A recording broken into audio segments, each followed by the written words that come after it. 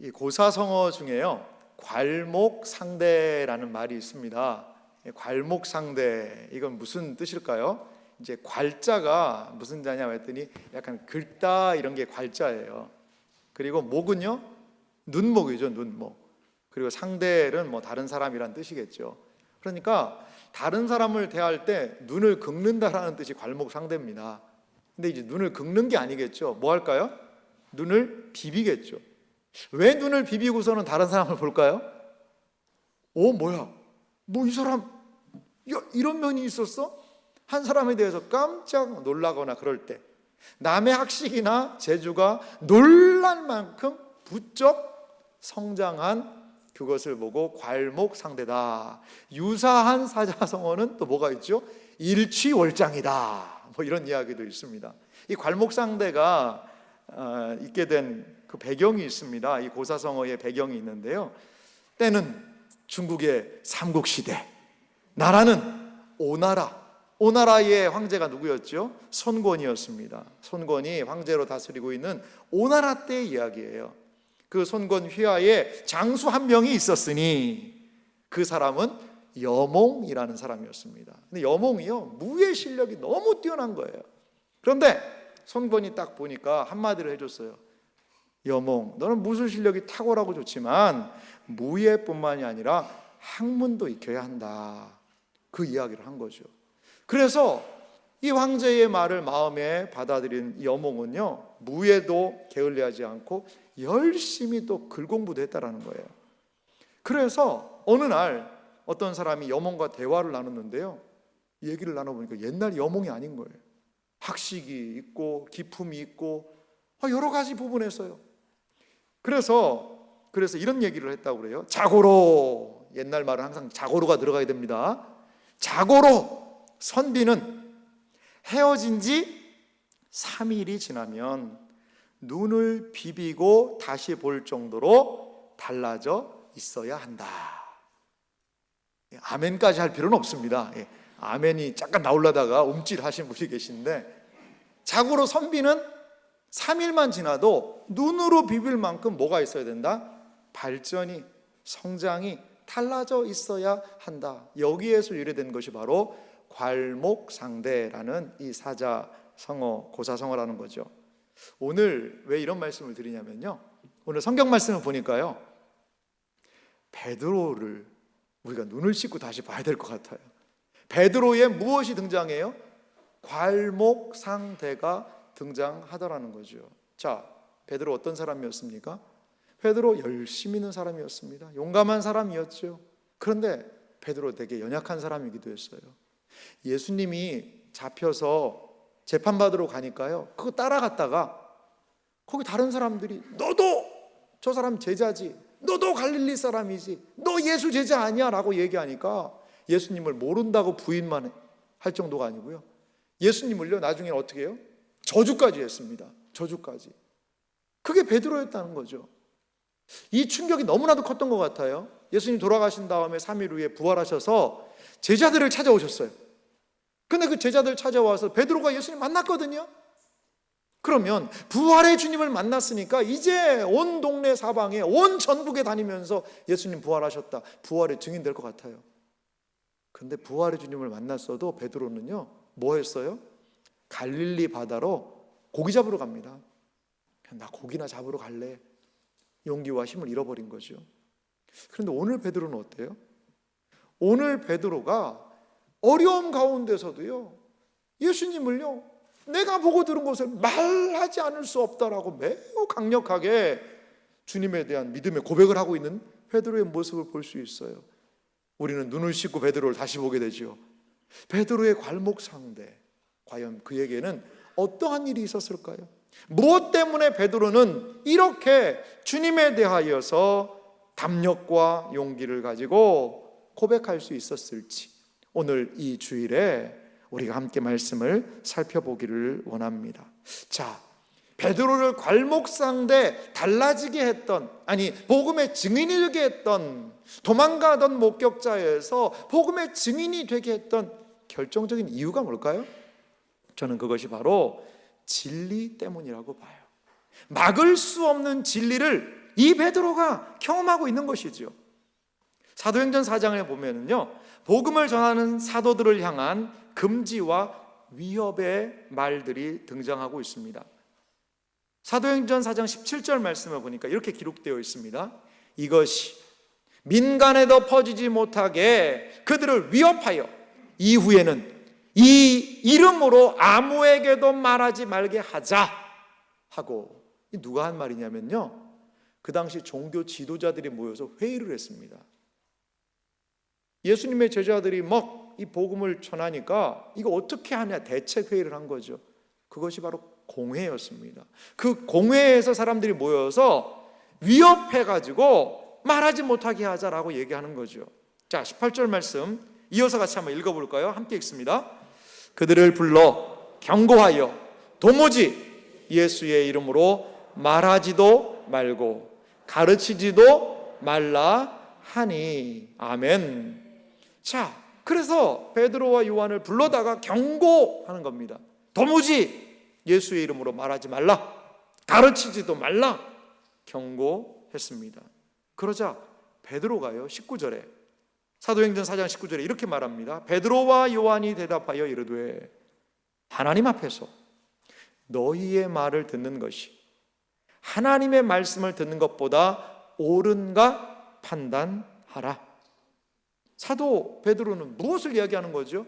너희의 말을 듣는 것이 하나님의 말씀을 듣는 것, 너희들 말을 듣는 게 옳으냐, 하나님의 말씀을 듣는 것이 옳으냐 판단해 보라는 거죠. 그러면서 18절 말씀 이렇게 20절 말씀에 이렇게 이야기합니다. 20절도 다 같이 읽겠습니다. 우리는 보고 들은 것을 말하지 아니할 수 없다 하니. 할렐루야. 보고 들은 것 절대로 말하지 아니할 수 없다는 것, 말해야 한다는 것이죠. 여러분, 이들의 고백은요, 복음의 증인이 무엇인지, 복음의 증인이 된다는 것이 과연 무슨 뜻인지를 우리에게 알려주고 있어요. 복음을 듣고 복음의 증인이 된다는 것은요, 어떠한 복음에 대한 견해를 제시하라는 게 아니라는 거예요. 너 예수님이 십자가에 달려 돌아가셨는데 네가 볼 때는 이게 뭐라고 생각하니? 내 생각엔 말이야, 그건 아마 이런 뜻 아닐까? 어떤 의견을 제시하는 것이 아니라는 것입니다. 십자가와 부활 사건은 무슨 사건입니까? 경험되는 사건이라는 거죠. 그렇기 때문에 이것은요, 침묵할 수 없다라는 것입니다. 이 세상에 많은 종교의 성현들의 가르침들이 있어요. 너무나도 좋은 가르침이죠. 그 가르침을 깨닫고 그분들의 말을 받아들이면서 우리의 삶을 수정하고 고치기도 합니다. 좋은 책이 얼마나 우리에게 영향을 줍니까? 이렇게 해야 되겠구나, 이렇게 되어야겠구나, 이런 것들을 알게 돼요. 데일 카네기라는 사람이 쓴 인생에 관한 인생론, 자기관리론, 얼마나 그런 책들이 우리의 삶을 돌아보게 하는 좋은 책이에요. 근데 여러분 잊지 마십시오. 기독교 신앙은요, 단순하게 그런 좋은 이야기를 듣고 말하고 반응하는 의견이 아니라는 거예요. 의견이 아니라는 거예요. 지금 베드로와 요한이 말할 수밖에 없는 이유는 뭘까요?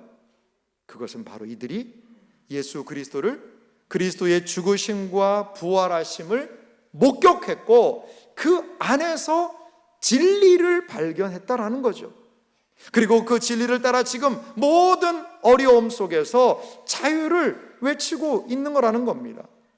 그렇습니다. 증인은 배운 것을 전하는 사람이 아닙니다. 보고 들은 것을 말하는 사람이라는 사실을 여러분 믿으시기 바랍니다. 그래서 복음은 막을 수 없는 진리입니다. 왜? 무엇 때문에? 깨닫고 경험한 것이기 때문에. 경험한 것이기 때문에. 진리를 경험한 사람은요, 반드시 그 진리에 대해서 이렇게 말하는 것 같아요. 요한복음 8장 32절에 예수님은요 이렇게 말씀을 하셨습니다. 진리를 알지니 진리가 너희를 자유롭게 하리라. 할렐루야. 진리가요 우리를 자유롭게 한대요. 우리가 깨달아 아는 그 진리가 우리를 자유롭게 한다라는 거지요. 죄와 속박 그리고 낙심과 절망, 그 모든 것에서 우리를 자유롭게 하는 것, 두려움과 실패, 절망과 의심을 그 모든 것에서 우리를 자유롭게 하는 것, 그 진리를 지금 사도 베드로는, 사도 요한은 만났고 그들의 위협 속에서도 복음을 전할 수밖에 없다는 거죠. 사랑하는 성도 여러분, 진리는 우리를 자유롭게 합니다. 가끔 가다가 고속도로를 운전할 때가 있거든요. 경부고속도로 올라가다 보면 이제 오산에서부터 뭐가 있냐면요, 버스 전용차로가 있어요. 버스 전용차로. 이 버스만 그 길로 다닐 수가 있거든요. 근데 제가 찾아봤더니 이게 좀 늘어났더라고요. 이 구간이 또 늘어나가지고 이제 오산 아래부터 안성에서부터 이제는 그 버스 전용차로가 있더라고요. 거기는요, 차들이 안 가니까 그냥 신나게 승용차 가지고 쫙 거기 운전하면 어떻게 될까요? 엄청 신나겠죠, 여러분. 엄청 신나요. 신나지만 나중에 뭐가 날라와요? 금융치료가 날려옵니다. 금융치료. 이제 금융치료를 몇 번 하고 계속 가다 보면요, 뭐 한 100만 원 나오기는 쉬울 것 같아요. 여기서 찍고 저기서 찍고. 그래요. 근데 이 버스 전용차로가 시간대가 있거든요. 시간대가 몇 시냐면요, 오전 7시부터입니다. 그리고 밤 9시까지예요. 9시까지. 근데 이 정확한 시간을 모르면 어떤 사람이 막 새벽 6시 반에 거기를 쫙 타고 가니까 옆에 있는 사람들이 저기 가도 되나? 저기 가면 안 될 것 같은데? 저 찍히는 거 아닌가? 왔다 갔다 두려움 속에 할 수밖에 없지만, 그걸 아는 사람은 어때요? 7시가 돼야 여기서 단속이 되지 6시 반은 괜찮다. 진리를 알면요, 담대하게 갈 수 있는 것 아니겠어요? 신앙도 마찬가지라고 봐요. 신앙 안에, 기독교 신앙 안에 우리는요 늘 이런 걸 생각해요. 이건 해야 되고 저건 안 해야 되고, 이렇게 하면 어떡하고 저렇게 하면 어떻게 되고, 늘 하고 말고에 대한 것들을 생각하거든요. 그런데 하나님의 말씀은, 복음은요, 우리에게 진정한 자유를 준다는 거죠. 복음은요, 우리에게 담력과 용기를 준다는 거죠. 눈치 봐가지고 요리조리가 아니라 하나님 앞에서 담력을 얻을 수 있는 것은 오직 무엇 안에 가능할까요? 진리 안에 가능하다는 사실을 믿으시기 바랍니다. 그래서요, 요한복음 14장 17절에 성령님에 대해서 매우 놀라운 이야기를 이렇게 하고 계세요. 같이 읽어볼까요? 그는 진리의 영이라. 세상은 능히 그를 받지 못하나니 이는 그를 보지도 못하고 알지도 못함이라. 그러나 너희는 그를 아나니 그는 너희와 함께 거하심이요 또 너희 속에 계시겠음이라. 아멘. 사랑하는 성도 여러분, 성령님은 누구십니까? 진리의 영이라고 이야기하고 계세요. 우리가 하나님의 말씀 진리를 듣습니다. 그러면요, 주님을 믿는 우리 안에 누가 계신 거예요? 진리의 영이 함께 하시겠다는 거예요. 너희와 함께 거하심이요 또 너희 속에 계시겠음이라. 그분은 누구십니까? 진리의 영이에요.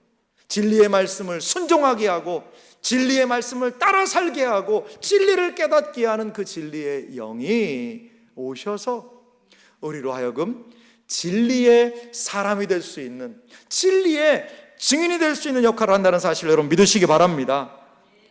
지난주에 우리가 살펴보았던 우리 기도원 협회에서 보내주신 영상을 봤잖아요. 그분의 이야기가 참 마음에 많이 남아요. 억울한 일을 당하고 감옥에 들어가게 되고 거기에서 복수심을 가지고 살았는데 감옥에서 뭘 만났어요? 기도원 협회에서 나눠준 성경을 만났다는 거죠. 마태복음을 그 말씀을 읽으면서 용서의 의미가 이분의 마음에 꽉 박히니까 어떻게 돼요? 나를 억울한 그 사람을 뭐 한다고 그분이 얘기하셨어요? 용서했다라는 거예요. 그렇게 억울하게 한데도 말이죠. 사랑하는 성도 여러분, 진리는요 변화시키는 능력이 있다는 사실을 믿으시기 바랍니다. 기독교 신앙은 삶의 중심부에서부터 변화시키기 시작해서 이제는 삶 전체의 변화의 역사를 일으키는 힘이 있다는 거죠. 베드로, 요한, 두려움에 떨고 있던 이들이 이렇게 담대하게 변할 수 있었던 것은 무엇이냐? 진리와 함께, 진리로 함께 세워질 때 그들의 인생에 진정한 용기와 변화가 뒤따라왔다라는 겁니다. 사랑하는 성도 여러분, 참된 그리스도인들은 누구나 이렇게 진리로 변화될 수 있다는 사실을 믿으시기 바랍니다.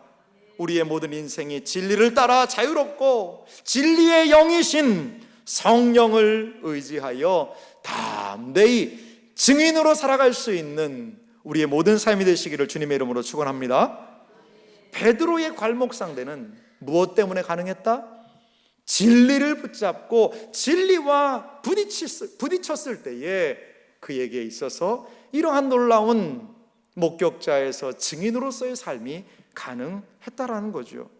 또 우리가 오늘 성경을 통하여서 살펴볼 수 있는 이 베드로의 괄목상대하는 모습을 두 번째로 살펴봅시다. 그것은 무엇이냐? 베드로는 하나님 앞에서 말하는 사람이었다라는 거예요. 그는 진리를, 자신이 믿고 확신하는 그 진리를 말했을 뿐 아니라 그는 누구 앞에서? 하나님 앞에서 말하는 사람이었다는 거죠. 사도행전 4장 19절 말씀을요, 우리 다 같이 읽어볼까요? 함께 읽습니다.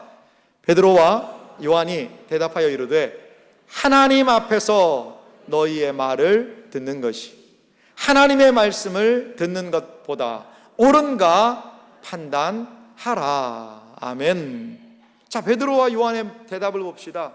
그는 무엇을 이야기합니까? 너희의 말을 듣는 것이 하나님의 말씀을 듣는 것보다 옳은가 판단 좀 한번 해봐라. 그리고 누구 앞에서 말하고 있습니까? 하나님 앞에서 말하고 있다라는 것이죠. 사랑하는 성도 여러분, 증인은요 적절하게 이 사람 눈치도 보고 적절하게 상황도 살피고 이리저리 재고 그렇게 살아가는 사람이 아니라는 거예요. 증인에 무엇이 있어요? 삶의 기준이 있습니다. 그 기준은 무엇입니까? 하나님 앞에 서 있는 사람이라는 거예요. 하나님 앞에 서 있는 사람이라는 거예요. 여러분, 어떤 사람 앞에 딱 있는데 면전에서 그 사람 뒷담화도 하고 그 사람 막 비난하고 잘 못하잖아요. 그렇게 못하잖아요. 어떻게 그 앞에서, 물론 그런 사람들이 있기도 합니다. 그런 사람들은 무서운 사람들이에요. 그런데 그 사람 안 보는 데서 뒷담화도 하고 그리고 또 여러 가지 이야기들을 하지 않습니까? 앞에서 하기는 쉽지 않잖아요.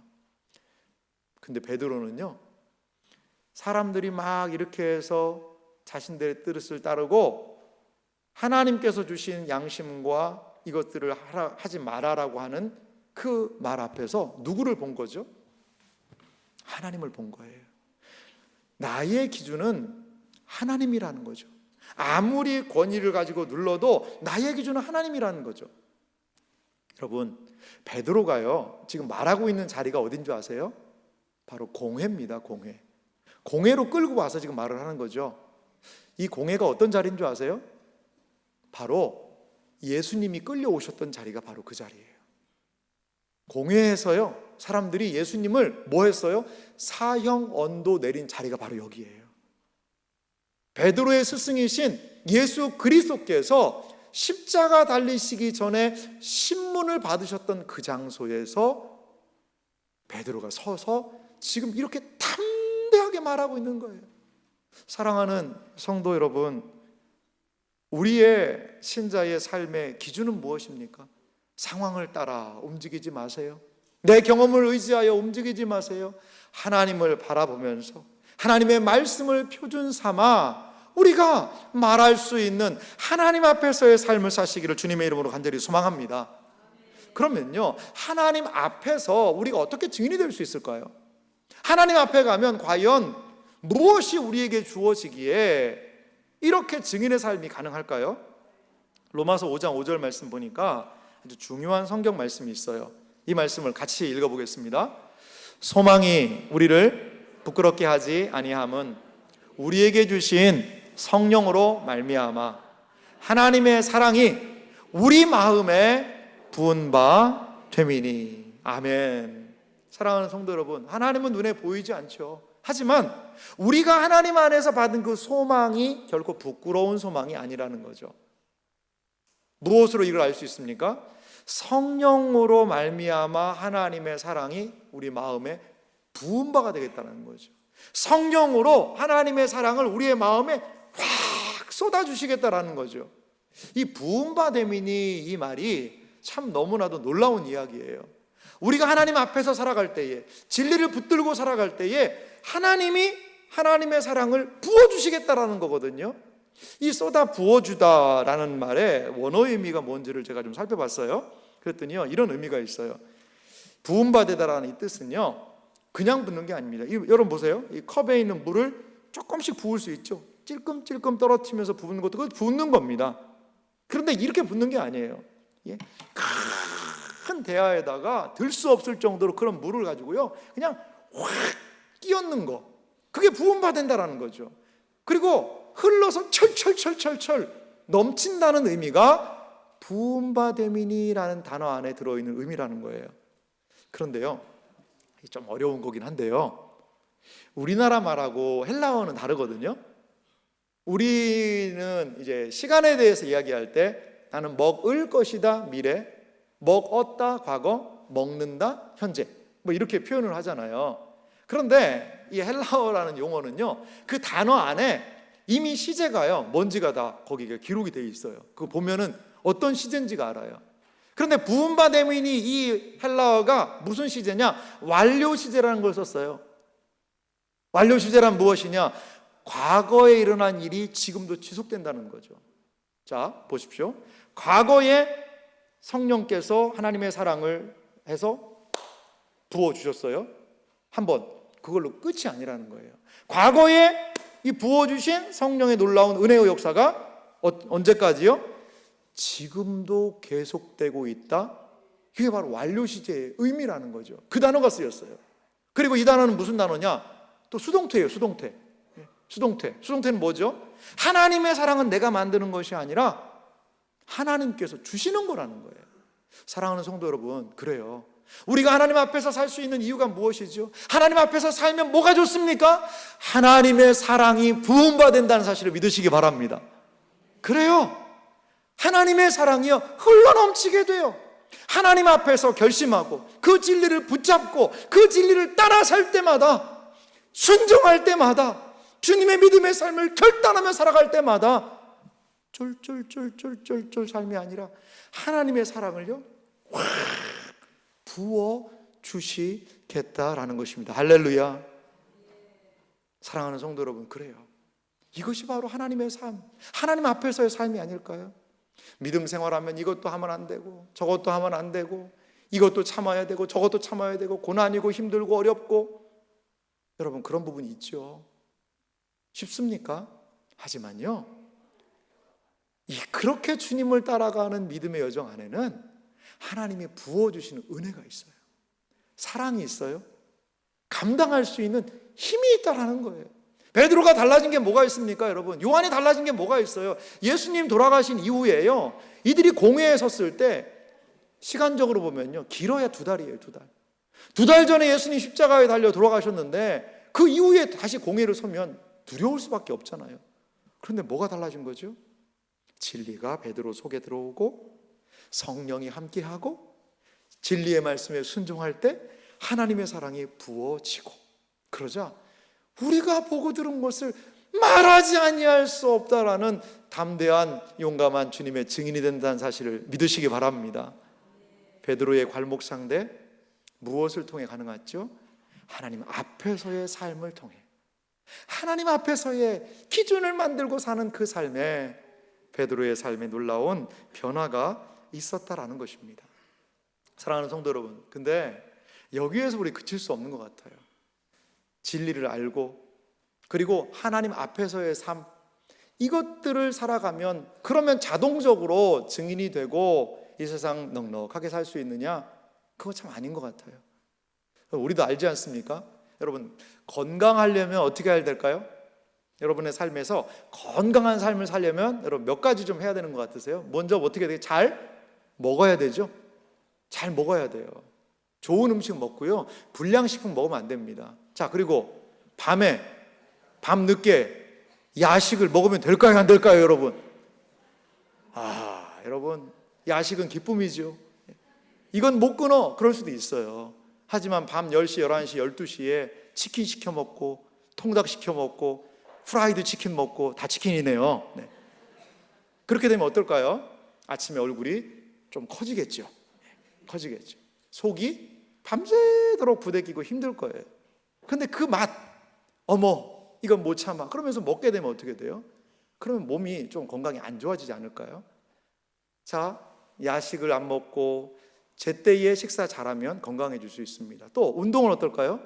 적절한 운동, 산보 걷고 내 체력과 상황에 맞게 운동하면 어떻게 해요? 건강해질 수 있는 거죠. 또 하나, 스트레스를 받으면 안 돼요. 그냥 그러려니 하고 넘어가고 스트레스 안 받으면 어떻게 해요? 건강한 삶을 살 수 있습니다. 여러분, 건강한 삶을 사는 비결 여러분 아세요? 모르세요? 알죠? 그런데 그게 잘 돼요? 안 돼요? 그게 문제죠. 그게 문제죠.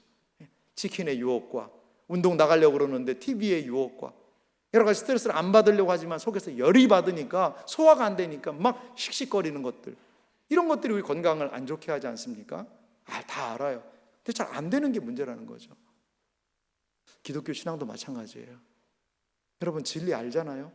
십자가 알잖아요. 부활 알잖아요. 하나님 앞에 살아야 되는 거 알아요, 몰라요? 우리 다 알잖아요. 근데 왜 안 되죠? 힘이 없어서 그래요. 힘이 없어서 그래요. 그럼 어떻게 힘을 얻을 수 있죠? 사도들의 이야기에 세 번째 중요한 내용이 있어요. 베드로의 괄목상대의 세 번째는 뭐가 있었냐? 기도가 있었다라는 거예요. 기도가 자신이 알고 결심하고 살아가고자 하는 그것을 지속적으로 갈 수 있는 힘을 주고 있는 거예요. 자, 오늘 성경 말씀 이후에 공회에서 이들이 풀려났지 않습니까? 사도행전 4장 23절 말씀 보니까요, 이렇게 기록이 되어 있습니다. 사도들이 노임에, 공회에서 이제 풀려난 겁니다. 그 동료들에게 가서 제사장들과 장로들의 말을 다 알리니. 자, 동료들한테 가서요, 교회죠. 예루살렘 교회 아니겠어요? 그 말들을 다 알렸습니다. 하지 말라더라, 이렇게 하더라, 저렇게 하더라. 근데 24절 봅시다. 이들의 행동 모습인데요, 그들이 듣고, 예루살렘 교회입니다, 한 마음으로 하나님께 소리를 높여 이르되, 대주제여, 천지와 바다와 그 가운데 만물을 지으신 이시요. 소리 높여 이 사람들이 뭐 했을까요? 기도한 거예요. 기도한 거예요. 자, 기도로 알 수 있는 것이 4장 29절에 더 분명하게 나타납니다. 이들이 과연 무엇을 기도했는지 볼까요? 함께 같이 읽겠습니다. 주여, 이제도 그들의 위협함을 굽어 보시옵고 또 종들로 하여금 담대히 하나님의 말씀을 전하게 하여 주시오며. 할렐루야. 이들이 한 기도는 뭘까요? 주님, 그들의 위협하는 걸 하나님 봐주세요. 그리고 이렇게 얘기해요. 하나님, 주님, 이들이요 이렇게 위협합니다. 이거 못하게 하고 막고 있어요. 그 대제사장 보니까 나이도 많이 먹어가지고 이제 하나님한테 갈 날 가깝더라고요. 주님, 빨리 불러 주시옵소서. 그 말 하다가 정말 하나님이 확확 데려가 주셔서 이제 더 이상 우리 박해 못하도록 도와주세요. 이렇게 기도할 수도 있죠. 뭐라는 거예요? 문제를요 제거해달라는 거예요. 하나님, 이게 문제입니다. 이게 문제입니다. 앞에 이것도 문제고요, 이것도 문제입니다. 하나님, 요거 치워주세요. 하나님, 요것도 좀 치워주세요. 이게 있네요, 이것도 좀 치워주세요. 그렇게 기도할 수도 있죠. 근데 이 사람들은 그거 기도 그렇게 안 합니다.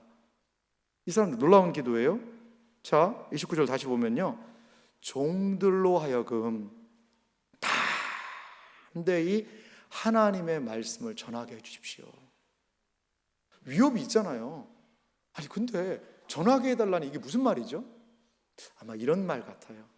이들은 자신에게 있는 그 문제를 하나하나 치워달라고 기도하기 전에 뭐를 얘기하는 거예요? 그 시험의 상황을 감당할 나에게 힘을 달라는 거예요. 여러분, 10의 압력으로 압박이 와요. 복음 전하지 말라는 압박이요 10의 힘으로 와요. 근데 내가 5밖에 안 되면 어떻게 돼요? 무너지잖아요. 5밖에 안 되니까. 근데 10의 힘으로 오는데 내가 얼마가 됐어요? 20이 됐어요. 그럼 아무리 눌러도 이게 눌러져야 안 돼요? 안 눌러진다라는 거예요. 안 눌러진다라는 거예요. 이들이 기도하면서 얻은 것은 무엇입니까? 세상을, 모든 자극과 문제를 다 치워달라는 게 아니라 뭐죠? 나를 새롭게 해달라는 거예요. 나에게 용기를 달라는 거죠. 나의 능력을 더 키워달라는 거예요. 그래서 시험이 오더라도 감당할 힘을 달라는 거예요. 우리의 인생에 얼마나 많은 어려움들이 옵니까? 여러분, 어려움이 없는 인생이 어디에 있습니까? 주님, 이것도 좀 치워주세요. 저 사람 문제입니다. 발령을 다른 데로 내시든지 아니면은 그냥 하나님이 어떻게 하시든지 나는 모르겠지만 하나님이 도와주세요. 아버지, 이 사람도 문제네요. 아이고, 이 사람은 더 문제고요. 아이고, 내 주변에 문제투성인데 어떻게 하면 좋습니까? 여러분, 그렇게 기도하지 마시고 이렇게 기도하면 어떨까요? 이들처럼 말이죠. 종들로 하여금 담대히 하나님의 말씀을 전하게 해주십시오. 그 모든 상황을 내가 감당할 힘을 주십시오. 시련이 올 때 그 시련보다 더 강한 믿음과 은혜를 저에게 허락해 주셔서 감당할 힘을 허락하여 주시옵소서. 사람이 감당할 시험밖에 당한 일이 없다라고 이야기하셨으니 하나님, 저에게 힘을 허락하여 주시옵소서. 이들은 아마 이렇게 기도했을 것입니다. 여러분, 사도행전 4장 23절은 이렇게 말하고 있습니다. 다 같이 읽어볼까요? 빌기를 다하매 모인 곳이 진동하더니 무리가 다 성령에 충만하여 담대히 하나님의 말씀을 전하니라. 아멘. 저는 이 부분을 이렇게 한번 정리해 봤어요. 이들이 뭐 했죠? 기도했어요. 그러자 어떻게 됐죠? 성령 충만하게 되었다라는 거죠. 그러자 이들은요, 담대함을 얻었어요. 그래서 어떻게 됐습니까? 증인이 되었다라는 거예요. 여러분, 아는 것으로, 느끼는 것으로 머물러 있으셔서는 안 돼요. 기도하셔야 합니다. 기도할 때에 어떻게 해요? 성령으로 충만하게 될 줄 믿으시기 바랍니다. 성령으로 충만하면요, 시험과 어려움들을 감당할 담대함, 용기, 능력, 이것들이 우리 가운데 경험될 수 있다는 거죠. 그리고 이 세상에서 우리는 주님의 증인으로 서게 될 수 있다는 거죠. 이렇게 기도했던 사도 베드로와 초대교회 성도들, 예루살렘 성도들, 무슨 일을 당한 줄 아세요? 우리가 4장을 살펴봤는데요, 사도행전 5장에 보니까요, 이런 기사가 또 있어요. 사도행전 5장 27절 말씀입니다. 그들을 끌어다가 공회 앞에 한 단어 더 붙이고 싶어요. 성경에다 보태면 안 되지만 또 세우니. 4장에도 공회 앞에 끌려갔고요, 5장에도 공회 앞에 또 끌려간 거예요. 대제사장이 묻습니다. 이르되 우리가 이 이름으로 사람들을 가르치지 말라고 엄금하였으되 너희가 너희 가르침을 예루살렘에 가득하게 하니 이 사람의 피를, 예수님이 돌아가신 그 피를, 책임을 우리에게 돌리고자 함이 아니냐. 그런데 29절 베드로 보세요. 베드로와 사도들이 대답하여 이르되 사람보다 하나님께 순종하는 것이 마땅하니라. 할렐루야. 기도하니까 이 담력을 얻게 되는 거거든요. 기도하니까 다시 그 위협 속에서도 복음을 전할 수 있는 것 아닙니까? 32절 말씀은 다 같이 읽어봅시다. 우리는 이 일의 증인이요, 하나님이 자기에게 순종하는 사람들에게 주신 성령도 그러하니라 하더라. 아멘. 예수님이 십자가에 죽으시고 부활하신 사건에 우리가 증인입니다. 또한 하나님이 자기에게 순종하는 사람들에게 성령도 증인으로 주셨다라는 거죠. 놀라운 일입니다. 베드로는 자기가 본 것을 증언합니다. 그때에 누가 함께 역사하시는 거예요? 또 한 명의 증인, 성령께서 역사하신다는 확신을 가지고 이렇게 담대함으로 서 있을 수 있다라는 것입니다. 사랑하는 성도 여러분, 우리 기도해야 합니다. 기도는 우리가 걸어갈 길을 가게 할 수 있는 힘을 줘요. 아는 것에만 머물러 있지 마십시오. 진리가 내 안에 있다라는 것, 안다는 것 안에만 머물러 계시지 마세요. 여러분, 기도하십시오. 기도할 때에 아는 그 길을 걸어갈 수 있는 힘, 하나님의 말씀대로 살아갈 수 있는 능력, 순종할 수 있는 은혜, 그 힘이 기도 가운데 있게 될 줄 여러분 믿으시기 바랍니다. 사랑하는 성도 여러분, 누가 세상에 복음을 말하고 증인이 될 수 있을까요? 복음의 증인은 진리를 경험했기 때문에 말하지 않을 수 없고, 하나님 앞에 서 있기 때문에 흔들리지 않으며, 기도로 준비되어 있기 때문에 담대히 말할 수 있는 그 사람이 복음의 증인이 될 수 있다는 사실을 믿으시기 바랍니다. 사랑하는 성도 여러분, 이제 우리는 목격자에 머물러 있을 수 없습니다. 증인으로 사시기를 바랍니다. 그리고 우리의 삶이 무엇보다도 진리의 말씀과 기도를 통하여 담력을 가지고 우리에게 주어진 모든 생애와 삶을 감당할 수 있는 여러분들의 생애와 삶이 되시기를 주님의 이름으로 축원합니다. 우리 이 시간 같이 말씀